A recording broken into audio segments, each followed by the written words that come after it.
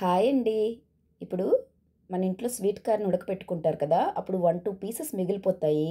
దాన్ని అలాగే తినకుండా ఇలా ఒకసారి ట్రై చేయండి. చాలా టేస్టీగా ఉంటది. క్రిస్పీగా కూడా ఉంటది.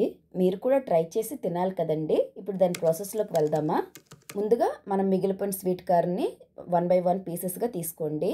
మనం ఒలిచిన స్వీట్ కార్న్ పిక్కలన్నీ ఒక బౌల్‌లోకి తీసుకొని 2 table spoon corn flour, 1 table spoon బియ్యం పిండి, half table spoon pepper powder, half tablespoon salt మనం అన్నీ వేసుకున్న తర్వాత స్వీట్ కార్న్ పిక్కలకి మనం వేసుకున్నవన్నీ పట్టేటట్టు బాగా కలుపుకోవాలి.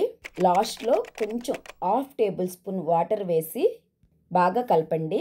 ఇప్పుడు డీప్ ఫ్రైకి ఆయిల్ పెట్టుకొని ఆయిల్ వేడైన తర్వాత ముందుగా కలిపి పెట్టుకున్న స్వీట్ కార్న్ పిక్కల్ని అందులో వేసి బాగా ఫ్రై చేయండి. ఫ్రై అయిన తర్వాత పక్కన పెట్టుకొని ఒక కడాయి తీసుకొని అందులో 1 టేబుల్ స్పూన్ ఆయిల్ వేసి కొంచెం వేడయిన తర్వాత 1 టేబుల్ స్పూన్ వెల్లుల్లి ముక్కలు, 1 టేబుల్ స్పూన్ ఉల్లిపాయ ముక్కలు, కొంచెం కరివేపాకు వేసి బాగా ఫ్రై చేయండి.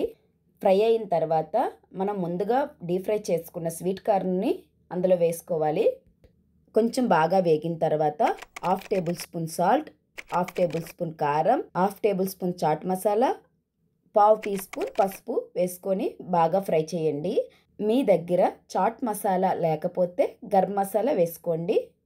అన్నీ బాగా కలుపుకోవాలి. సర్వింగ్ బౌల్లో సర్వ్ చేసుకొని ఒక నిమ్మ చెక్క అనేది మనం తినేటప్పుడు కొంచెం పైన వేసుకోండి. దానివల్ల ఇంకాస్త టేస్ట్గా ఉంటుంది.